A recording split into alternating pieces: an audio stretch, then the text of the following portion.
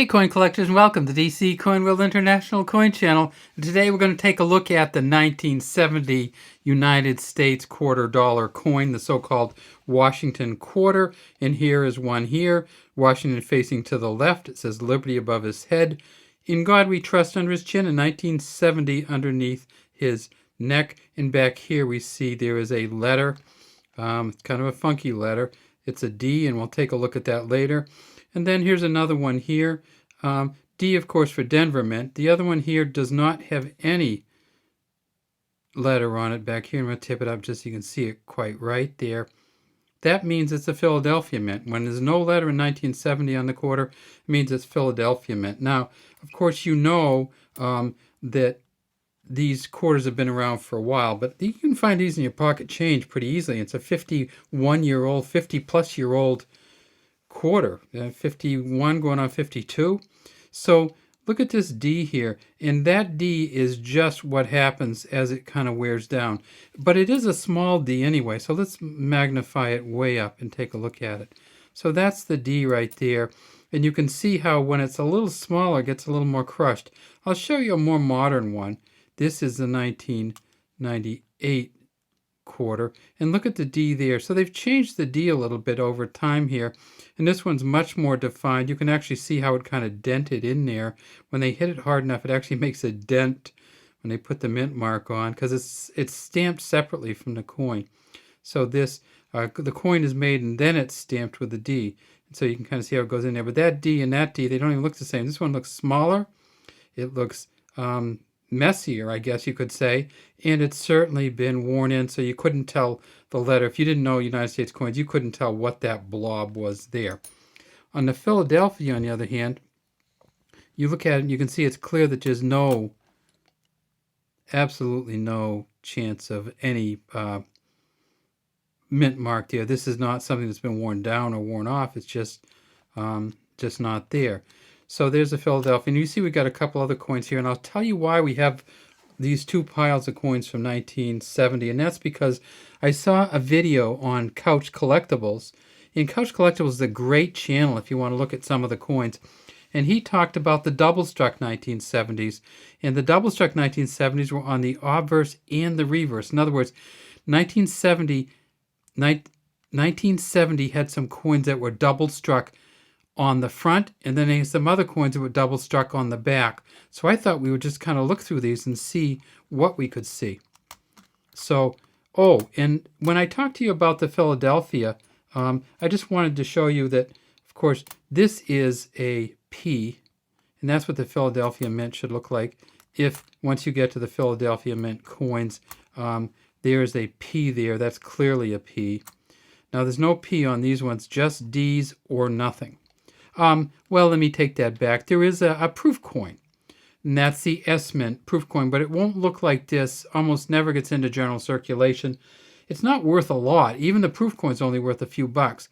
But if you can find one that's been double struck, then you've struck gold, because those could be worth a few $1,000.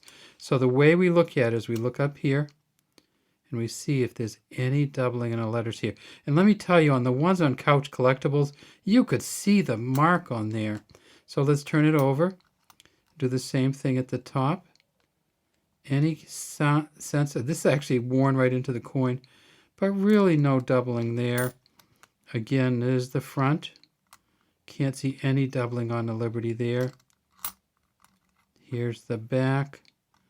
You know, some of you say, well, it's so worn, you couldn't tell if it was. That's probably true. But most of the time, you could actually kind of see it. Now, a coin this worn would not be worth much. Couch Collectibles talks about how if you get an MS-65, it might be worth between $2,000 and $3,000. And these are not MS-65s. However, if it was double struck, even in this condition, it would be worth something. And again, we're not seeing any doubling there. And going over to the back, absolutely no doubling that we can see there either. This one, again, look at how chipped up it is. That's these coins get in vending machines and just get chipped. No doubling on the front. Let's make that a little bit bigger. No doubling on the back. This one, This is one of the last of the Ds. No doubling on the front. And you can really see it, especially if you tip it up here and get that shiny part to it. No doubling on the back. This one, no doubling on the front. This, of course, is the filly. And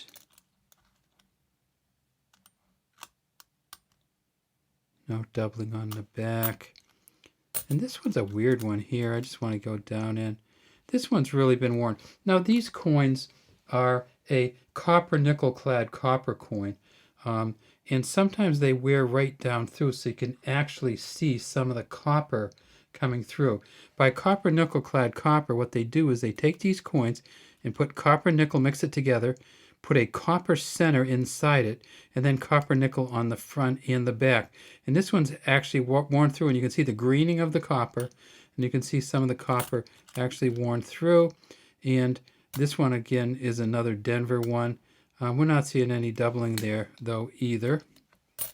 This one here, no doubling there. Or really anywhere. This one looks a lot better. See how that A fills in there, just gets smoothed out. These, this time, you see this a lot. The last M in Unum gets worn off. Just for some reason, that's a spot that wears. And I'm not sure why. We'll check it on this one. Ah, and there's another spot that wears here. See that IN? See how this 1970 gets melded in? Again, absolutely no doubling that we can see here. And no doubling here, but we do have the smoothed out M, and we do have the smoothed out IN. Yeah. All right. So no doubling in these. Now, how many did they make? Well, the Philadelphia Mint made 136.4 million. The Denver Mint made 417 million, and the San Francisco Proof Coins they made 2.6 million. What's weird about these is it's better to get an MS65. In other words, a circulated one might be worth $10 or $12 in MS65 or Mint State 65, like a really shiny circulated one, worth way more than a S. Or for San Francisco, the proof coins probably worth $2 to $3 each. There's another one of those Ds. Just look at those Ds. We've got some of the worst Ds you'll ever see. Oh, and when we talked a little bit about the copper nickel clad, a lot of you remember back in the 60s, 64 and before, the old silver coins, and this of course has no copper in it at all. It's 90% silver, and these are worth quite a bit. But by 1970 there was no more silver. Let's look at that one. There's another chipped up D. Let's just look at all the Ds when we go through. No D there, that's a filly. That's the best D in the bunch, and it's on the most chipped up coin. Best D in this bunch, anyway. Oh, and look at that. So there's a 1970 D with the whole D on it. You don't see many of those. And this is what the 1998 D looked like. So look at the size difference here. And some of you say, well, you're holding the other one closer to the... So let me put this one down first. And then I'll put the 1970 on top of it, and you'll see that it's still way smaller. So this is the D from 1970. That's a D from 1998. They just changed the D.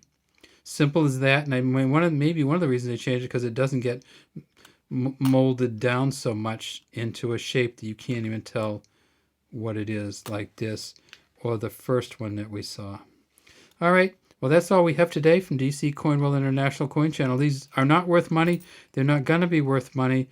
And the ones that are worth money are not the ones with the big blob D on it, like this.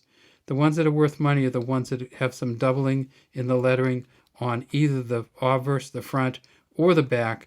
And if you get one of those in great condition, it can be worth thousands or thousands of dollars.